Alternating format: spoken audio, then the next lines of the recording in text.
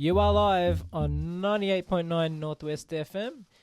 I am Nathan. This is the Tuesday Review. I am Nathan, as always, joined by James. How you going, James? What's made you happy in the last week? Not much. It's been pretty awful. But you guys remember a couple episodes ago, a few weeks ago, you were talking about those vanilla slice Maxi Bon ice creams. Yeah. I had one of those. I was like, That made you happy for a bit? yeah, just for like, the 10 seconds that Yeah. took me to scoff it down. Before the guilt set in. Yeah. But they are good. Yeah, We are not awesome. sponsored by Maxivon, although hit Oh, us up. hey, yeah, hit us up. We could be. Yeah. Also joined by Callum. How you going, Callum? What's made you happy the last week? Not a lot. But much to my surprise today, about 4 p.m., I saw the trailer for the first actual trailer for Hideo Kojima's next game, OD Knock, which is... Oh, no, sorry. I was just going to say, because we all knew it was called OD, but then the trailer comes out and it's called OD Knock. Is that just the subtitle for the trailer? That's the name of the game. Or is the game now called OD Knock? OD Knock. Also, who knows? Hideo Kojima is very... Yeah. That's the way it was announced.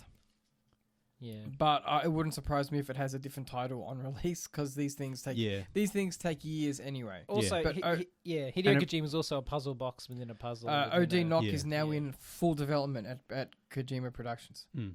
Kojima Studios? Whatever.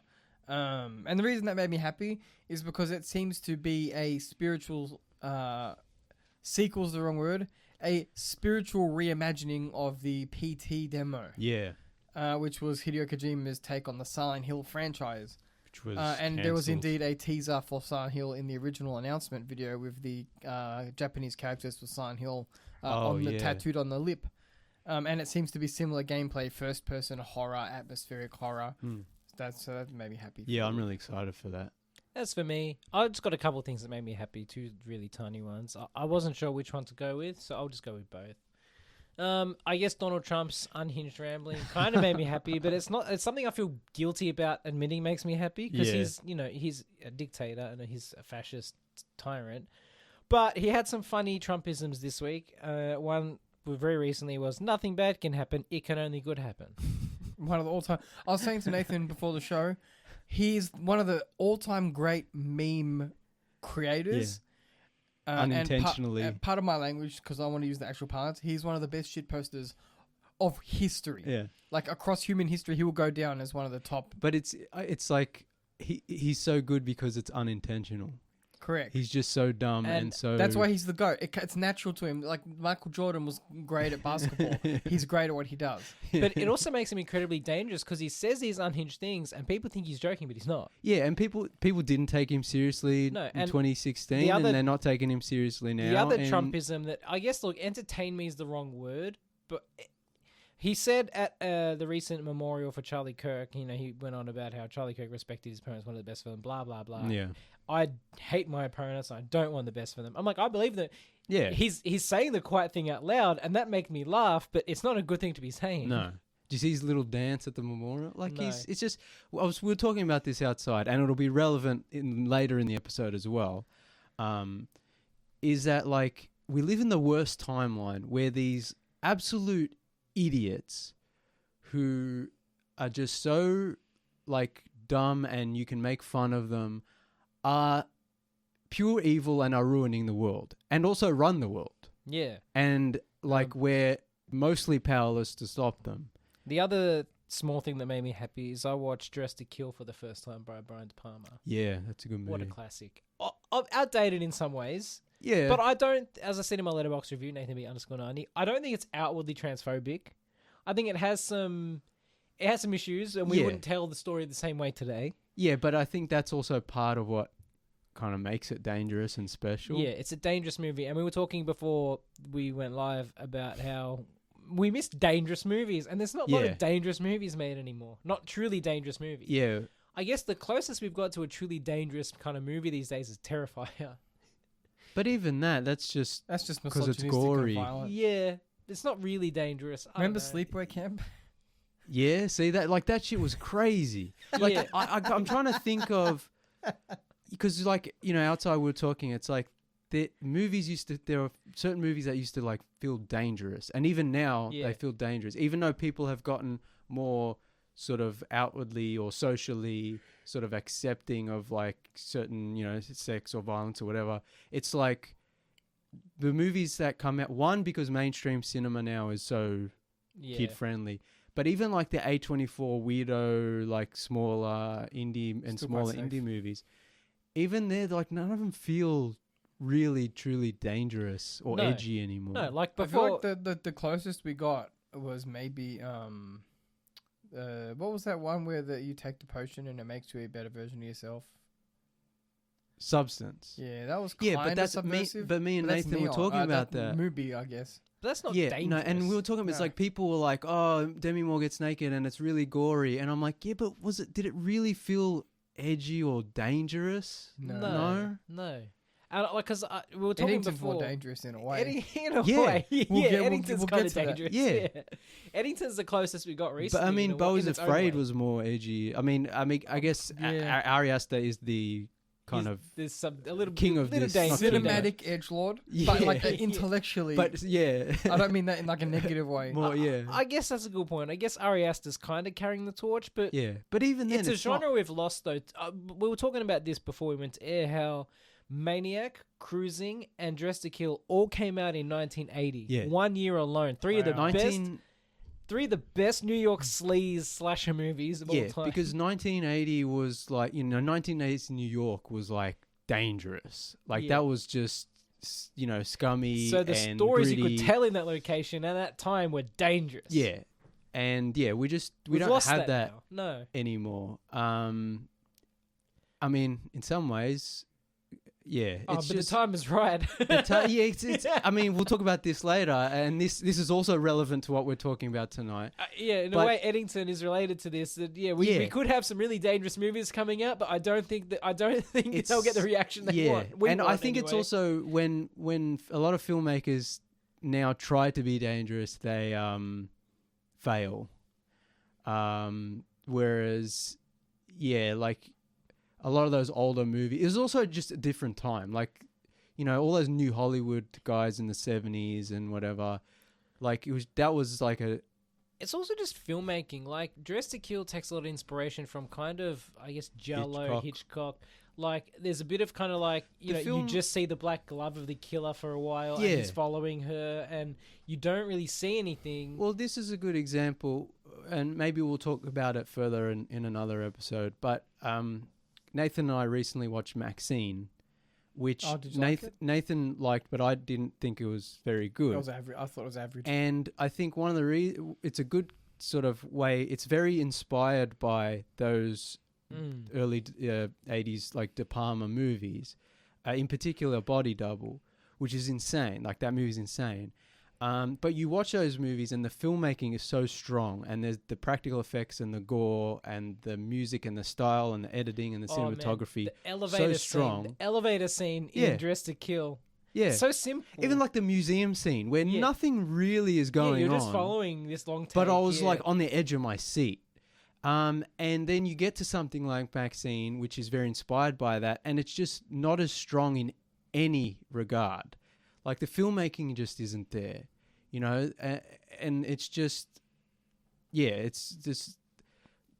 We always complain like movies just aren't as good anymore, and yeah, the way they make movies yeah, isn't. Yeah. because it's I like movies like Dress to Kill. Like you kind of let the scene sit. You follow the character. There's no quick cuts. Yeah, it takes its time. It takes its time. But it's still really engaging. Yeah. Yeah. Anyway, that made me happy. Those two things made me happy. Mm. We have a couple of, I guess, small announcements for this week. Before we get straight into it, we have some PAX announcements. Some more, I guess, what are the word I'm looking for? Guests. Panels and Yeah, panelists and the official schedule and layout has been released for the convention, and that's available online. So please go to the PAX website and look at that. And you can also find the lists of all of the attending guests and celebrities who will be there, as well as all the showcase stuff. So please check that out.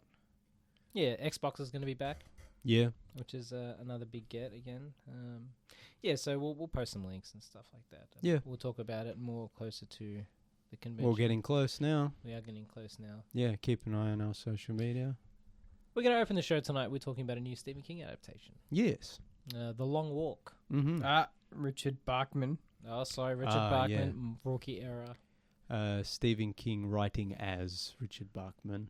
Yes. Yeah, so this ties in, I guess, to our theme of the night, which will heat up.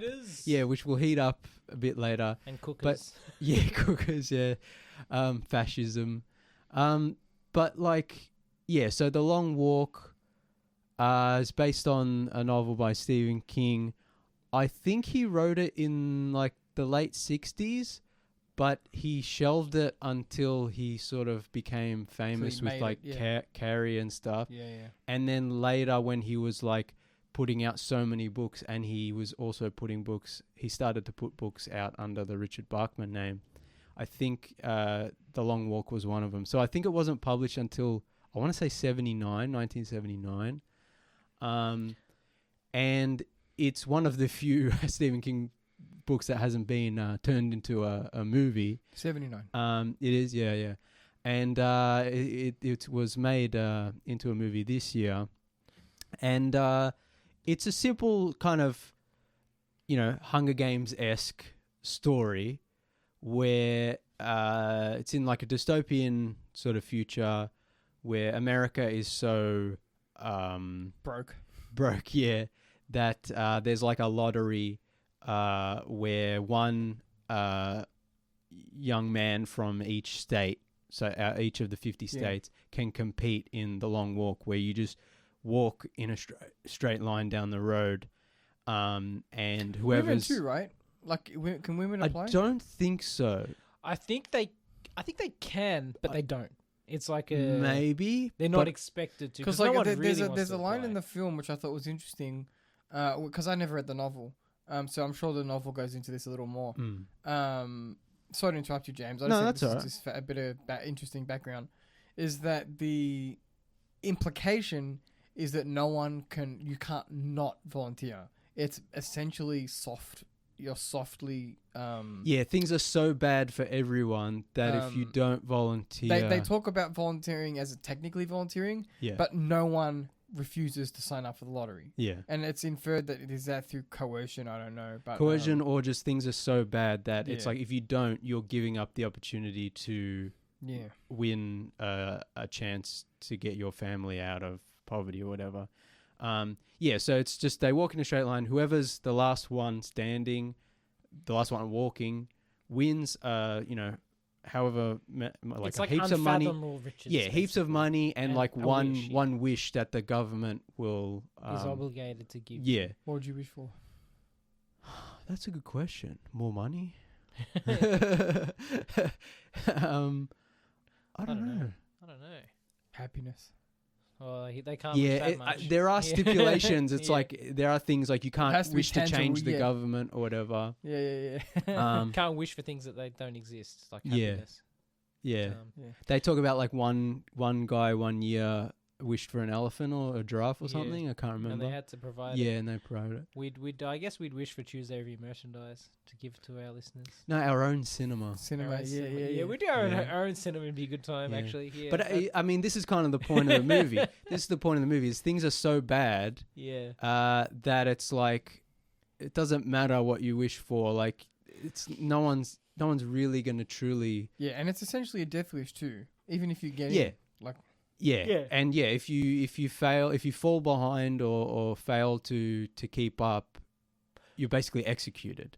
So it's last man standing, literally. Yeah, you can't go below 3 miles an hour. Walk speed. So it's not just if you fall out of the race, you're out. It's you die. And if you stop too long, if you disqualify yourself or do certain things wrong, you get a warning, 3 warnings, and you're shot. Yeah. So it's got that. Like I said, Hunger Games-esque, which Hunger Games didn't invent, but it's the most popular at the moment sort of example. I think this is a tough movie to adapt for screen, to be honest. So I'm not surprised it's taken so long. Yeah, I was thinking, I'm like, you'd think they would have made this a long time ago, but it does have its challenges bringing it to life, considering it's not easily adaptable in a way that sounds exciting. No, like I imagine it's not a very dynamic story. No, I imagine I would imagine the book to be mostly dialogue driven, right? Yeah. Because it's mostly an just internal walking, it's monologue internal and- monologuing and dialogue heavy. I would imagine. I haven't Yeah. read it, but adapting this to a visual medium, I think you're always going to struggle because the characters are only doing one thing the entire movie to a large extent, Walking and that's and talking. walking Yeah. and talking. So how you keep it engaging is the struggle, and I think they actually did decently well. Because the Yeah. dialogue is snappy, it's got your classic King characters. You've got the nerdy kid. You've got like the bully. the kind of the weaker kid. Yeah. You've got the bullies. You've got all those tropes that he loves to play with, Mm. and he's very well at writing those characters. So I guess the kind of character moments are decent in this movie, Mm. Yeah. and the dialogue is good. Yeah, just the premise itself is like It doesn't lend interesting it- enough. It's well, but it also doesn't lend itself well to the visual. No, medium. but I just mean Yeah. it's engaging Oh, enough yeah. just the premise alone. yeah. I think that to throw out a dangerous idea, I actually think this would be better as a mini series, only because I feel like the interesting parts of this story are in the background, like the larger world building. Yeah. I think that if you had more time to But play with, that's- you could go into, again, like maybe outside of the scope of the novel itself, but you could go into more flashbacks, more world building, an I think- expanded version of the concept. Yeah, I think, Callum, you suggest this for a lot of movies we watch where it's like, Yeah. yes, technically it would be cool to see, all the workings of the fascist dictatorship and Doesn't have to the be- crumbling society and the characters' backstories. But really what it's about is the Yeah, I know. characters on the walk. But And like, things are inferred or straight up stated. But Yeah. it's more about kinda- that. I think a miniseries would be stretching it too much. I think I haven't read the book. I have the book, but I haven't started it yet. Maybe I'll read it next year. But I think watching the movie. So the trailer looked okay. Watching the movie, this comes back to exactly what we were talking about in the intro. Filmmaking just isn't there anymore. This is a perfectly okay movie, yeah, but it doesn't, except for a couple of shots that I liked, it doesn't really look or sound very nice. it's average in the worst way possible, where Yeah. it doesn't do anything really bad, but it's not Yeah. particularly memorable. Yeah. So like, it's the colors aren't great. No. Like if you're walking through the American countryside, Mm. there could be some great cinematography. Yeah. Like I'm not It saying felt- it has to look like Barry Lyndon. Yeah. Do you know what I mean? But like, you could do something with color, the lighting, the color grading, whatever, to make it look vibrant on the Also, screen. for a movie about, this, these themes and this sort of collapse of America and this sort of authoritarian takeover, which is very relevant, which we'll get into. But it's like, the movie's not very, it feels very polished in Hollywood. It's very Netflix. It's not, it's not yeah, gritty. that's what it's Nathan not, said. That was like a Netflix movie. yeah, I can definitely see, like, it's not gritty in any way. It doesn't feel It real. needs to be made in the 90s and shot on film. Exactly. As soon as the movie finished, I said this would have been great 20, 30, 40 years ago.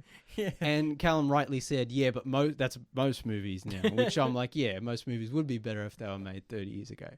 But I think this especially, like, the most egregious part of it for me was the awful CGI.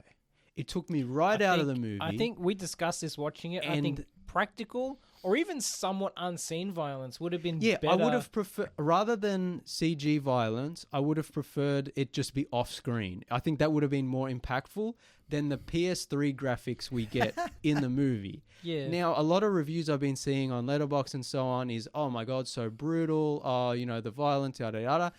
These people are delusional. Yes, it is. It's not pleasant to watch someone get shot in the head and CGI blood and brains go everywhere. Obviously, I get the reaction Yeah, of, but it also that looks is not super Have they okay. never seen an action But film? it looks awful, and it takes me out of the movie when you're watching this sad, dystopian, these broken humans Yeah, like being put down on the floor by American soldiers on American land, and then it cuts to a close-up of Andy from Toy Story with Yeah. red goo from Yeah. Flubber coming out. I would say as well, like, the movie was already in Australia and rated R. Mm. I was like, just go full hog. You know what I mean? Yeah, but this Like, is the problem. It's the filmmaking now. I Is know, bad. It's they like, don't I put the know, time and the just- effort into the practical effects. And when they do, if they put the effort into practical, that's when it's truly disturbing, and that's when it's truly violent, and that's when people start to go, "Oh, this is too much. Oh, you can't see that." yeah. And it's like, why not? We've had violent movies for decades, yeah. and those are the ones people Don't- remember, don't- and those are the quote unquote yeah, good ones. Don't tell me they don't sell at the movies. Terrifier goes gangbusters. Every horror fan wants practical violence. So why wouldn't you put practical violence in a movie that's not a horror, even though it has, I guess, horror elements, but is the most damning portrayal of what's happening to American society? The saddest thing is when we watched this film, I was like, if this was a real thing, it would be immensely popular. Also, Not like Oh, there you would mean be the actual game of yeah, the long walk? there would be people applying, Well, and people would watch the live executions and probably be this is betting on it. relevant. Yeah. Like I'm completely serious. I'm not just trying to be an edgelord when I say that. This will be relevant to our discussion, as I keep saying, later in the show. But yeah, things have gotten so bad around the world and in America especially that it's almost not too far off that this could happen.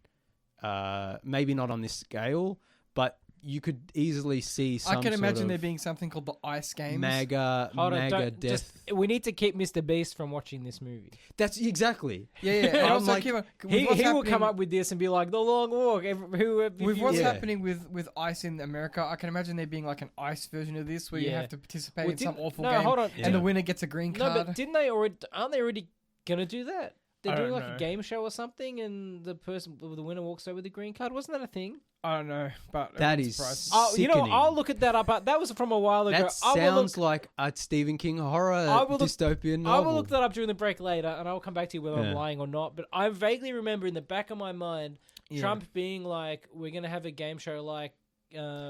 Well, And then unfortunately, the winners get to stay. Unfortunately, as with a lot of speculative sci-fi and sci-fi stories and even fantasy, it's when it's written or when it's made, movie, whatever, it's actually about the times now and not the futuristic times.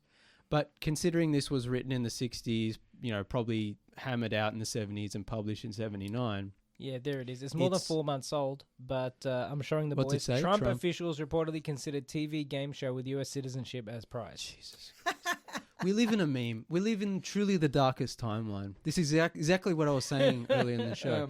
But it's like, yeah, you even though this was written decades ago, It's still unfortunately it's relevant. now. unfortunately more relevant now than it has ever been. And that has been a lot of our discussions over the many years we've done this show, is every time a dystopian sort of sci-fi movie comes out and we go, well, that's not too far off. Yeah. And it's really depressing, especially in this case where most recently has been some of the most heinous craziness around the world and in America especially. So it's like watching this movie, like I said, the premise itself is interesting, the themes that it deals with, and the indictment of a potential American fascist, not potential, I mean it is happening, but in the book I guess it was a potential roadmap. It's like that's what's strong about the movie, and the characters, the performances are nice. The young men in the movie do well, and the characters, the banter, and it's like, oh, okay. Yeah, the dialogue is good. That's what's strong, and I think that's what a lot of people are gravitating towards, and that's fine. But the filmmaking is so bland and digital and weak. It's and content core. yeah, Yeah. it's just like it wasn't good. No. And The most dangerous thing about this movie is you do see a scene of a character copping a squat and taking a shit, and that's probably like the best part of the but movie. even that bit, I it was like it was kind it of fuzzy kinda and out of fake. frame. Yeah, and I was just like, what do you want? What do you want? Do you want a close up? No, Yeah, show me a close-up. Hey man, pink flamingos. John That's it. Waters was dangerous. Yeah. No, there's no one like that No. anymore. No, that's it. Callum, I want a dangerous movie, goddammit. Yeah, I want real, Yeah. Yeah. maybe not real. No, let's not go Feces, full. but let's like, not, Oh, you know what? let's I not wouldn't go. be- Look, I don't want to go full Yeah. Lars von Actually, Trier. that's like, another point. That's another point. It.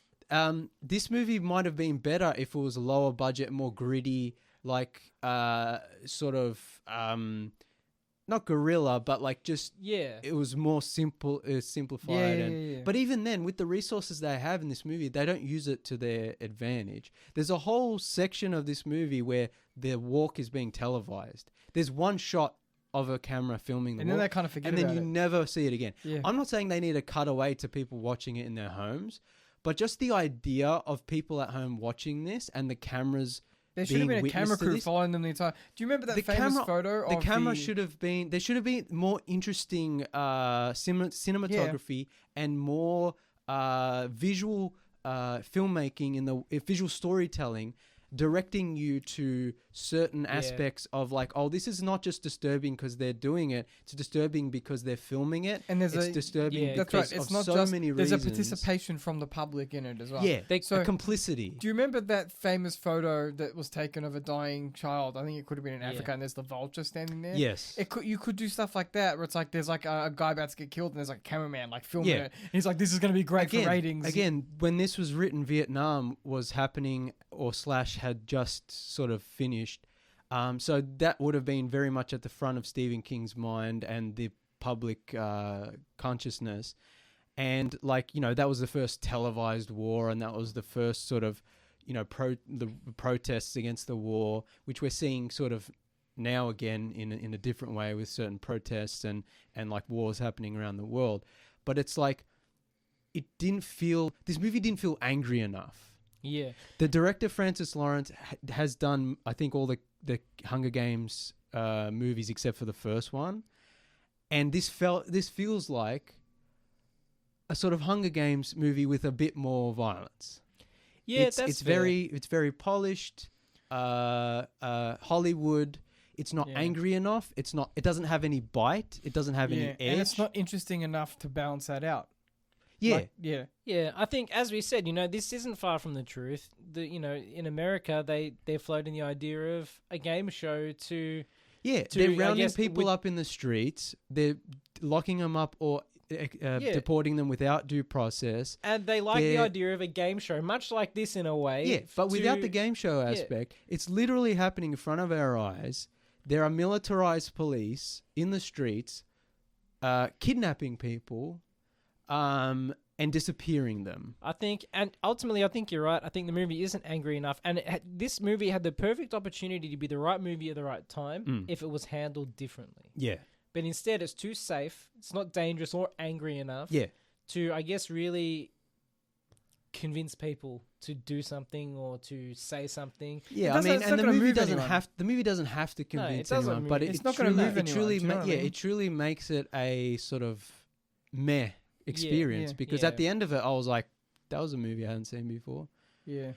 All the strength seems to come from the source material. So I haven't read the book, but I will.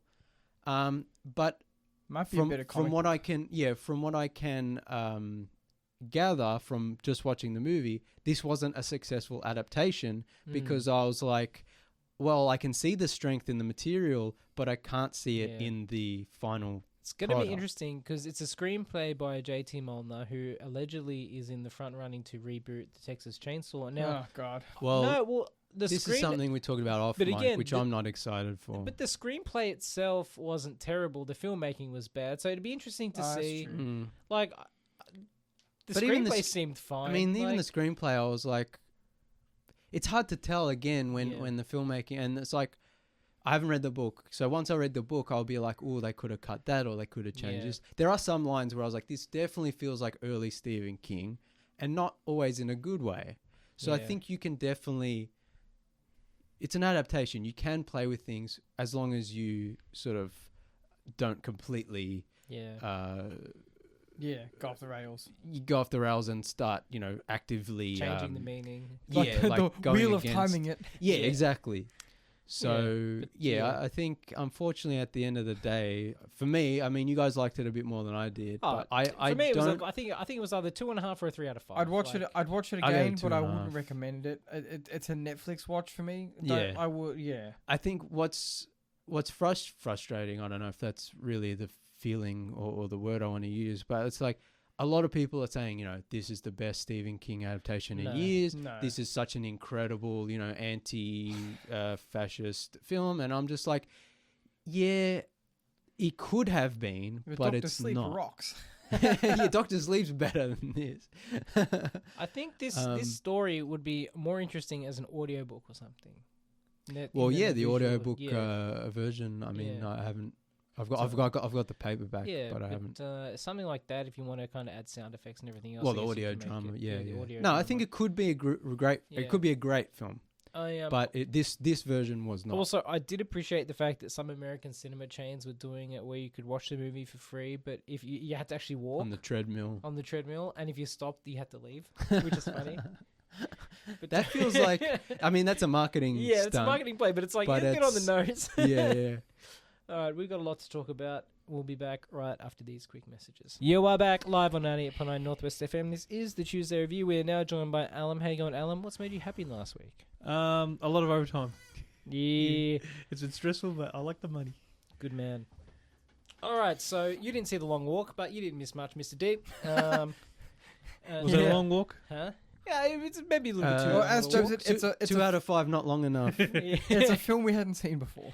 And look, it doesn't help that our experience was a bit rough because it was during the school screening. holidays. The screening we had was Oh not yeah, I had pleasant. popcorn thrown There on me were by kids. I mean, and so did stupid Rafal. people took their tiny little baby children. The movie's rated R. Do not bring your little Yeah, kids. you know what it was though? The Conjuring, the new Conjuring movie came out, Yeah. and it was literally sold Yeah, out. well, So we reckon that there were people who turned up for the Conjuring. Were like, well, we're here now. Let's go see a movie, and this movie that was still playing at the doesn't same time. explain the kids. no. Oh yeah, they were it was like Crash. It was like playtime. Yeah, they were like running around and playing. On the other hand, it was $8 weekend, so we only That's paid true. $8. I'm glad I only paid $8 for It's Long still Walk. better $8 in my pocket than Yeah, anyway. Yeah.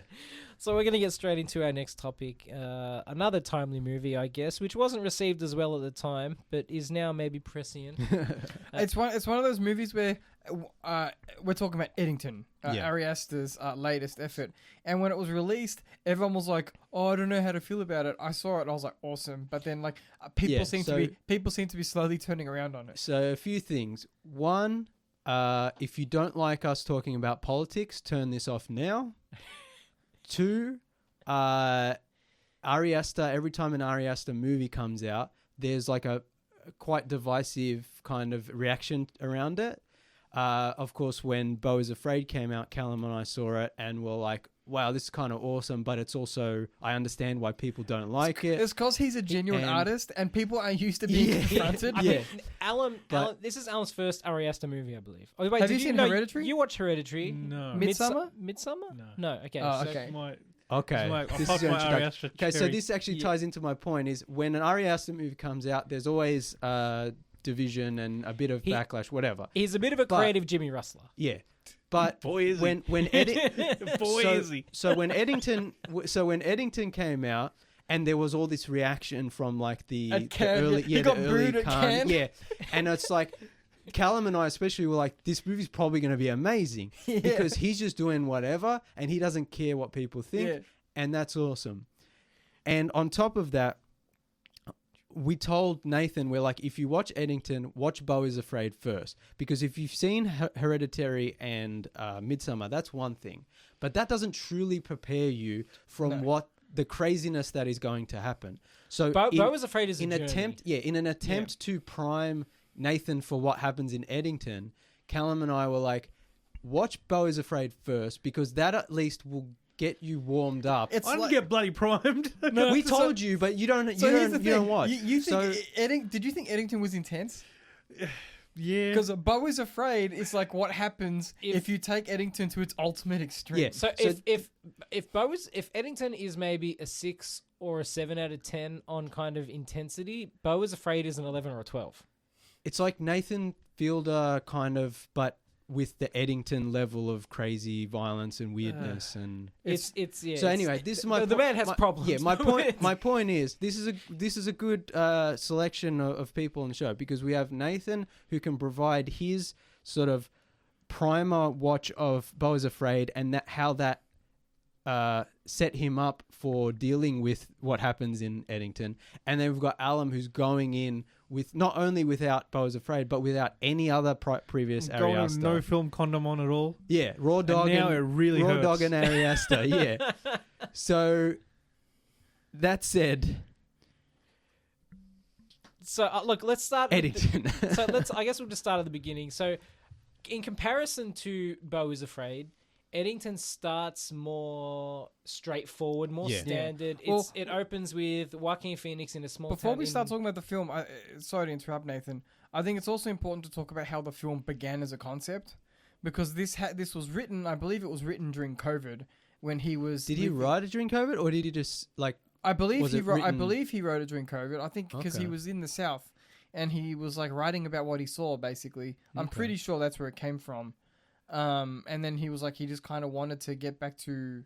Does he come from the South? I think because I read he was visiting his parents or something. It was he wrote it 5 years before deciding to make Hereditary and Midsummer first. So he wrote it early, So he would have read and then it. he rewrote it during COVID. Yeah, he to rewrote it fit- because there was Yeah. no pandemic in the first version of the screenplay. Yeah, so the basic premise is like it's like a neo-western, like a modern day Yeah. western in a small town. Is it Texas? Not Texas. It's like New New- Mexico. New Yeah, Mexico? yeah. And there's the sheriff who's kind of conservative, and then there's the new mayor. Pedro Pascal is the mayor, running for re-election. Joaquin Phoenix is the sheriff, who then decides to go up against Pedro in the mayoral race. And yeah, they're butting heads. They have kind of differing opinions on the pandemic, and is COVID real, and with vaccines or whatever. And it starts off relatively straightforward. So, one thing before we dive into the themes of the film, a lot of people. One of the things I like about the film, and I say this not to sound like a jerk, but I like the fact that so many people seem to be fundamentally misinterpreting what Ari Aster is trying to do, because it's about division. It's not about whether you're a Democrat or Republican, whether you like COVID vaccines or don't like COVID vaccines. The film was meant to highlight the trouble with communicating in the modern political era. And that's especially during and also mid-pandemic, like also 2020. misinformation and lack of trust. Yeah. Emma Stone plays Joe's wife. She plays Louise Cross, and she's looking after her ailing mother or whatnot. And they kind of that's the first kind of side of the film that dabbles into the conspiracy and the crazy. The movie is very much. I think that it was Ari Aster described. It's a lot of people looking at screens, so it's a lot of people watching social media and YouTube clips of like all the crazy misinformation and stuff that was going on, still goes on now, but was going on especially during COVID, and like the rabbit holes people fall down and the conspiracy theories that people buy into. Now, before we get further into it, I don't know if it was the intention of the film and what it communicated to me, but I hated every single person in this film, bar 3 people. who did you like? Who are the 3 good ones? The 3 people I did not hate was the one crazy guy, because that man was just... Oh, that was he had an excuse. The He one was in the actually supermarket? crazy. Which crazy guy? The crazy guy that coughed on people, went into the pub. yeah. And Yeah, drank. Oh, yeah, yeah. He was just Clifton Collins, he was just a troubled man, right? Yeah, A troubled yeah. homeless man with mental, issues. I'm not complaining. It's not about his that. fault. Yeah. Yeah. The father of the white boy, who freshly became an activist, who basically said, What the hell are you talking You're about? an effing retard. You're white. And I'm like, that man spoke the truth right there. And the Native American policeman. Oh yeah, the native cops were the only. There were the 3 people reasonable, that I did well-adjusted not hate humans in this entire film. Everyone else, I absolutely hated them. Yeah, And I'm like, was that the point? Possibly. Probably. But I hated every single damn person. That's what's so interesting about it, though, is because it's also a intentional or unintentional. I don't know. I'd like to be able to ask Ari Aster these questions think- personally. It's like a Rorschach test. Because if you the see problem what is you wanna you're going to see. see yourself in this film, and you're probably not going to like it because it's the way it's set up is it portrays the right as they truly are, and it portrays the left as they truly are in most cases, unfortunately. Where it's like you have a lot of I people think it's posturing. It's signaling. I This don't- movie's all about signaling and trying to like show your virtue to your own tribe. And the problem is it spirals out of Yeah. control, so you can't communicate with think- anyone else but your tribe. I And think- then it's like and it's like being in the bubbles. Yeah. Yeah. I think one of the problems people have is like Ari Aster doesn't choose sides, and it Yeah. feels like a either centrist kind of both sides are the same kind of thing, or it feels like not For me, a it feels true. like everyone's a piece of shit. Yeah, Yeah, but I mean- or it feels like it's like, oh, this is he thinks it's a true representation of politics and the left and whatever, and so people are getting mad. I'm like, but Ari Aster himself like is on the left. Like he's like, no, that's ridiculous. I think he wasn't interested in trying to come up with a answer or trying to give a political viewpoint. He was just like, 2020, like pandemic was absolutely crazy. Mhm. People were acting crazy. The internet made people crazy. COVID just made things worse. And as the movie goes on, things get crazier and crazier. And Yeah. at the end of the movie, you're like, reality starts to loosen a little. yeah, exactly. And Which is what happened, Yeah, and it's still happening now. at the end of the movie, I think people were mad that there wasn't an answer, that there Yeah. wasn't what's it called? Well, I think there that- wasn't A release. Yeah, there was no relief. There was no, No, well- catharsis. Yeah. no, but And so people got mad, and I think Ari Aster is that type of filmmaker who's not interested in that, and he was, for lack of a better word, trolling and being like, yeah, that was crazy, and you know what? I don't have an answer, you don't have an answer, and And I'll do it again. I'll do it again, and you Yeah. can't stop me. and I think And in that way, I admire it. I think there is the kind of a message of the movie is that it all is just going to end in destruction, and I think that's kind of like there is no conversing. There is Sorry, no continue. communication. You can't It's like convince. you can't convince someone at this point in history. If you're on the MAGA side, you're on the right side. You're not going to be able to convince anyone on the left, and vice versa. Yeah. I think I think we're a little past that for this moment in history. People are not Yeah. going to listen, and I think that's kind of the message the movie Yeah. presents is that it's just going to end in And Ari some Aster is sort not of trying destruction. to. Yeah, he's not trying to present. He's just Yeah. trying. He's giving us, in a way, his logical point of the end result, Yeah. right? And like it's Which also, is inevitable violence. it occupies a heightened reality, and I think that what a lot of the commentators seem to be missing is the fact that it's not when you break down the film what it's trying to do, what he's trying to say. It's useless to try and portray it as a Democrat versus Republican film where it's just about human beings trying to survive the craziness of the era in any way they can. And like Emma Stone, for example, she the way she does it is escaping into conspiracy, into cult. The way the sheriff does is he tries to regain agency by running for mayor, and trying to he's losing control. as he and- sees it, restore sanity. Yeah. Pedro Pascal's just trying to toe the line of what is Yeah, considered like- to be being good practice. like just kind of straightforward liberal, like small Yeah. L liberal kind And of I think Democrat. that I still think that the best way I could explain my feelings to the film is my initial Letterboxd review, which is it's also pointless and hopeless. Yeah, And it says he portrays a world gone mad where no one is able to communicate and it's haunting.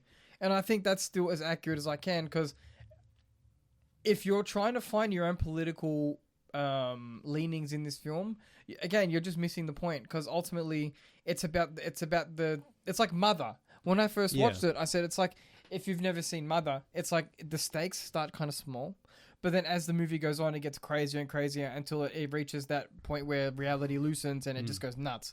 Same thing in this film, where it's like the temperature just keeps getting higher and higher as people start to lose it with like the current dichotomy in the film. yeah. Which is Until you get like Ari machine Aster- gun sequences, and it's awesome. Ari Aster has effectively captured in cinema how I think a lot of us are feeling. Yeah, it's the Where it's like zeitgeist. you're trying to make sense of what's going on in the world right now, and the more you do, the more it kind of slips through your Yeah. grasp, and the more crazier it Yeah. gets. Like there's a scene where a character kills another character in the film, and when I first saw it, I was like, "That's ridiculous." I kind of hate it, and I think a lot of people had problems with the way the story suddenly twists. Yeah, But when I watched it and I ruminated on it, like that's the moment that reality finally snapped, and it enters that looser version of reality where Yeah. it's suddenly it's more of a like a less grounded, Yeah. a bit of a crazy one where he's just like, let's just In let one it go way- off the rails and we'll see what Yeah. happens. Again, to quote Donald Trump very recently, I hate my opponents. I don't want the best for them. It's very relevant to Correct. today. That's right. Which Yeah. yeah. So That's a direct quote, Yeah, Alan. it is, One- I heard it. yeah. So one thing I agree with some of the criticisms, and I myself felt this, is when the movie does kind of pivot and gets crazier and does turn into like that sort of crazy action, whatever you'd call it. I don't even know if you call it action, but wherever it goes, the craziness that Yeah. happens. I do feel like we lost where the story was going. Like it was the showdown between Pedro and Joaquin. Yeah. And I was like looking forward to that, and then it just kind of throws that out the window and it Yeah. goes in a different direction. And I was kind of looking like in that way I was a bit disappointed. Yeah. On the other hand, yes, it does effectively portray how things just go nuts, and the more you try to Yeah. stay on Well- track, the more you get off track.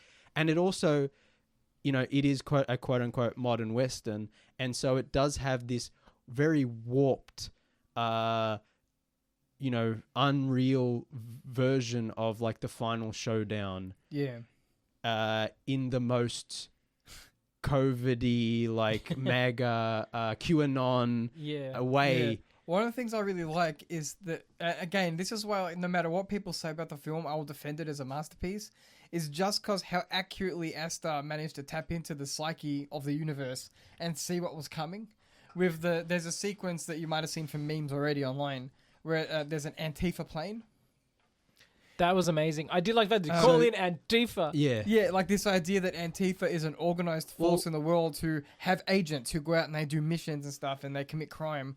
Everyone This- thought that was ridiculous, and then Donald Trump has labeled Antifa as a terrorist organization of he- the same level as like the Here's- Taliban Here's or the whatever. thing, though, right? Like, people who think that's ridiculous weren't paying attention, because in Trump's first term, you know, they were blaming Antifa for all the Black Lives Matter, Again, and they were blaming Antifa for everything. The whole concept is Even- ridiculous because Antifa literally means anti-fascist, Exactly. and everyone should be Antifa. Yeah, exactly. And also, Antifa is not an organization. Like, there is no head of Antifa. There is no like Antifa. Every good group. person should be Yeah. Antifa. So you know, in his first term, like they were blaming Antifa, yada yada. And it's like, okay, they're stupid, but they're using the boogeyman. They're using the straw man. They're doing the typical fascist thing, blaming the enemy for what they're doing. They're coming up with this enemy that doesn't exist. And also on top of that, more concerningly, they're blaming the anti-fascist group for being bad when it's literally in their name to be against fascism. What's the But- quote from the film? That's BLM talk? Yeah, exactly. Yeah. So Actually, I this did- this already happened. So then there was January 6th, which again broke reality, and I'm like, why wasn't that the end of things? And that was only the beginning. And they again, MAGA was like blaming Antifa for that. That was actually an Antifa false flag at January 6th, the Capitol riots, the insurrection. And so this has happened. This has already been happening. And all throughout Joe Biden's thing, it was happening. Like the whole MAGA thing, the QAnon turned into MAGA. It became its own weird religious cult thing. It's just gone completely off the rails. We've gone completely. We're out of our depth. I did have Now a giggle. Ari Aster wrote this movie before COVID, before Trump, rewrote it to bring in the COVID elements and bring in the Antifa and all the MAGA stuff and conspiracy stuff. And, you know, I guess they shot it maybe 2024, releases 2025. And people watch, even though it's about COVID, it's very much not only about COVID, it's about Just about the times. everything. The whole, like from Just the about last 10, The zeitgeist. the yeah. last about the 10 plus times, years. yeah. And if you want to go, you could go further back, like with the Long Walk. It probably about America's, you know, going back further with America, especially with the native policeman and you know, the sick guy coming down from the hills like the plague, like at the beginning of the movie. Like you could read a lot into it. So I think already the movie is very relevant, prescient. Like I said earlier, all sci-fi or speculative fiction is actually about the times we're in. It's not about... So already, without anything that's happened recently in the last couple of months, already it's a very prescient, relevant film. And already it's infuriating because it is so not nonchalant about having any true perspective or answers, which so I can understand why people are angry about it. But then the last couple of months happens. Yeah. And it's mind-blowing about how close it is to things that happen in the movie. And Callum's like, oh my God, it's so prescient. And I'm like, my point is, if you've been paying attention for the last 10 years, or the last 20 or 30 or 40 or 50 years, it's kind of obvious that this is what's going to happen. We're just now finally getting to the crisis point, to the final collapsing point. And this is, I think, what's so accurate about Eddington is that every 5 minutes it feels like we're at the crisis point, we're at the end point. And it just keeps going. Every time we think we've hit rock bottom, it just keeps going. And I think that's what Eddington's about, and that's why it's effective. Even though personally I have problems with it and I didn't like it as much as Callum. That's BLM talk. I think it is a truly effective film in the way it's like I said, Ari Aster has cinematically represented modern time, living in unprecedented times, which keep happening and keep getting worse. I did have a giggle in this movie, though. One small part of the movie I did have a giggle in is it's a small town in the middle of nowhere, right? It's it's Eddington. It's a small town in the middle of nowhere, and they have the protests, the BLM protests. Yeah. Is it George Floyd? Yeah, it's like the George Floyd protests, and the kind of the Joaquin Phoenix's character Joe looks at him. He's like, "Why here? Like, we don't have these problems. What are you doing right here?" And because everyone's so hyper connected to everything that goes on the internet, these activists feel like they have to be doing it too. And and then there's the whole, it's like you were saying, Alan, with the father who's like, you're an idiot. Yeah. Like, they're like a bunch of privileged white kids. Yeah. That whole thing where he's like, what is it? I don't have the right to make this speech. Whatever, all that stuff. I love that. And I think, again, make this speech I don't have the right to make. Again, why people, I understand why some people are like angry at that, because it presents like, oh, any white person who was part of BLM, or any white person trying to help marginalize, minorities or whatever, it does portray them in a way of like, oh, they're just virtue signaling or whatever. So I can understand people getting it, but I think, like I said, Ari Aster is trolling, and he's being like, the whole reason this happens is because that kid wants to get laid, and he's jealous of his friend who's also the mayor's son, who's a spoiled brat, and the mayor is no upstand. I mean, he's better than the other guy, but he's Pedro Pascal's character is not great either. He's carrying vested and then then he has problems with his wife and Emma Stone's character, and there's like this.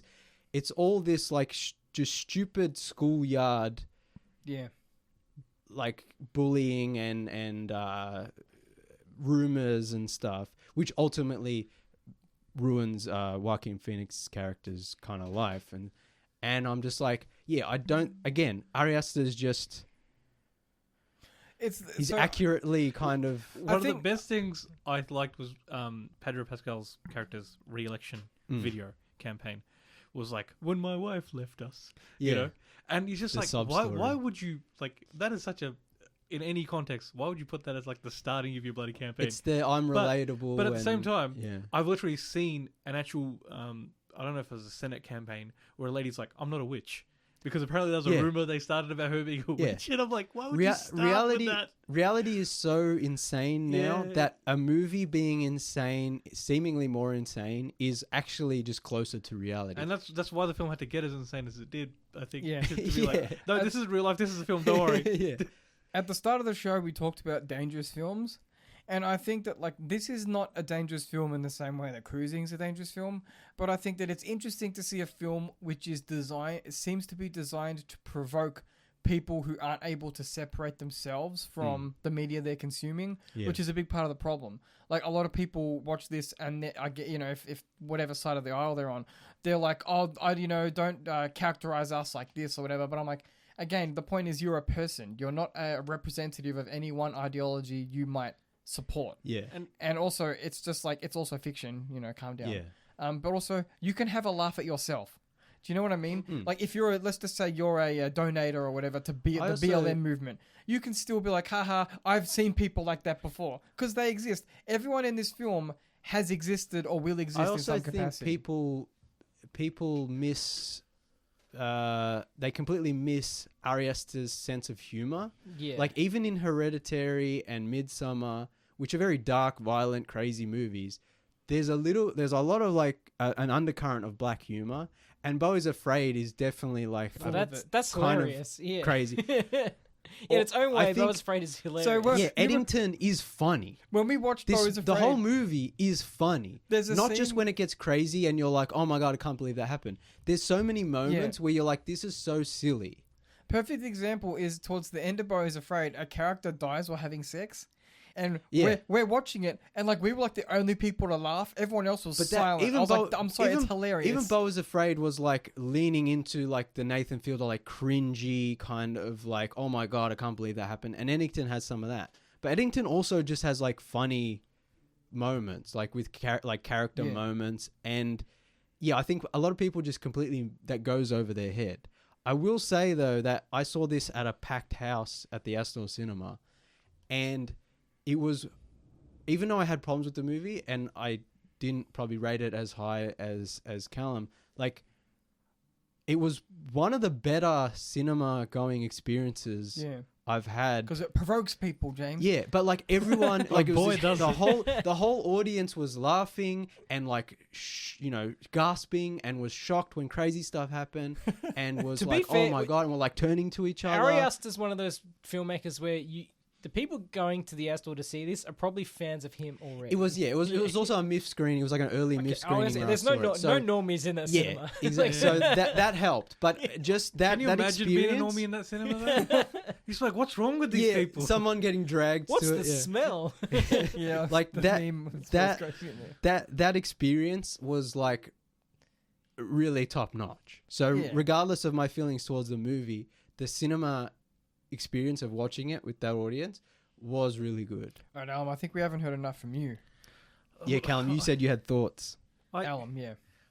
Sorry, Alan. Like I said, I think for me, the message of this film is it's very easy, especially if you're on a divided kind of plane, which everyone is these days, to kind of see the other side as, again, the pieces of shit and yourselves as virtuous. But the truth is, the brown's everywhere, you know? It is brown and smelly everywhere. Like you're bad people on the left, the right, the middle. And you just got to kind of be okay with that as well. Like, I think, see, this is probably why some people criticize it. And again, like, I agree with this, is like that idea of there's bad people on both sides or both sides, whatever. I'm like, that's a very kind of right wing, kind of lazy It's argument. also but it's reality. also reality But and true. Look, there definitely is bad people like on both Pedro I sides. just think Pascal's- but the dangers are only on one side. no, the though. danger. The true danger is coming from clearly coming right. from the right The side. right side, yeah. But if you're looking to, again, like the virtuous side of the Yeah, left to but- solve your problems, they're not doing it. They're looking for their own interests. Yeah. The clearest point also- being the kids trying to get laid versus Exactly. Pedro Pascal just trying to get a payday out also- of the new power, the AI. Yeah, Play, which being at the end just becomes co-opted Yeah, into the right and wing that's the anyway. truth of it. Which- Like the right will co-opt it immediately when it's their turn. Again, there's this capitalistic element and there's this element of like, well, you know, the Democrats or whatever, they're not actually left, they're just centrist, or they're slightly less Nazified than the right. Than the or right. Truly. But then, then there's the argument of like, there's actually, there's truly left people who are represented in a South Park kind of way as like the Antifa group, which isn't a real group, but in the movie ends up being this boogeyman that the whole movie is a conspiracy theory, and then all of a sudden it's like a South Park joke where it just comes out of nowhere. And it's awesome. And again, Ari Aster is not interested in going like, well, actually there is truly good people on both, whatever. He's not interested in saying this is what the real left is like and this is what the sort of centrist liberals are. He's not interested in like, he's not trying to... He's not hand-holding. If you want to get the most out of this film, you have to be comfortable with living in the real world. I say that like, I live in my own little world. We all do. But you need to be able to watch it and understand that like I said, it's all just human beings trying to communicate with each other through party lines, and they're not going to do it. They can't do it. That's the point of the film. They're unable to do it. It's not that they won't. Yeah. They try and they fail. Like the whole point of the film is there's a huge breakdown in communication, and it doesn't stop. It doesn't stop until the credits roll. All right, boys, we're almost out of time for tonight. Let's have some final thoughts, because I feel like we could go all night. Would you guys agree one of my problems with the movie is like the whole Austin Butler kind of cult thing? I'm like, yeah, that is something that happens and I understand it, but it didn't fit in the movie well enough, and especially they could have explored it more or cut it out. Yeah, I think cutting out would be good, and also a lot of just the don't culty introduce him as a character. Just have it as a phone on the and phone, like a tweet. Also, thing. I can understand like he's this spiritual kind of guy, but I was also like, a lot of cults aren't really like that with this kind of guru. That feels like a very 60s, 70s kind of like he's this hippie kind of guru. And I was like, I feel like MAGA cult, like QAnon cult, like they're more modern military, day social more media. rednecks with guns. Well, there's that part of it, but then like there's the crystals, and there's that part of it. But I just felt like it wasn't explored well enough. Yeah, they should have just cut it out. Probably. But it's a very I thought it was a great way to cuck poor Joaquin Phoenix. Yeah, I felt sorry for him, even though I was like, I don't like this guy, and he's a bad guy. For a lot of the movie, I was like, he's an okay guy. He wants to do right by his wife, but for whatever reason, they can't communicate properly. Yeah, so communication she can't. He doesn't even know if what happened to her is real or not, because she won't actually tell him. Yeah. That's what I mean. All the problems are communication based. All right, Alan, do you have any final thoughts? What the hell happened at the end? So he's without spoilers. Just that bed scene. Oh, that was hilarious. Also, Ari Aster is just such a mean little You're just like, shit. all right, the film's over, I guess, and then you just see a fake penis. Like, come on, man. Like, I was like, what are you doing to me? I'm trying to sleep here. It was like 11:30, last night. I just, the film caused me strife. It's definitely, whether you liked it or not, it's not something you'll ever forget. No. 5 out of 5. All right, Cal, any final thoughts? No. I think we pretty much covered everything we have time to cover tonight. Thanks for listening, everyone. You can catch a Tuesday review on some of the social media garbage. We're off most of the Nazi platforms. So we're on Blue Sky, Newsmast, Instagram, Threads, and Facebook. I guess they're all one platform, essentially. When I post on one, I post on them all. We're on Letterboxd. I'm Nathan B_90. I'm channeldrifter. I'm Alan20. I'm callumtuesday. Rate us 5 stars wherever you listen. Yeah, We're also on Spotify, YouTube Apple Podcasts. At Tuesday Review AU. Yeah, YouTube. Please subscribe. Help us hit 102 subscribers, because I know some people drop We're off. almost at 100 subscribers. Please help us get us there by the end of the year. But we want to do a couple more just in case a couple people drop off. Because we know they will. Yeah. Thanks for listening, everyone. We'll be back next week. Adios, cousins.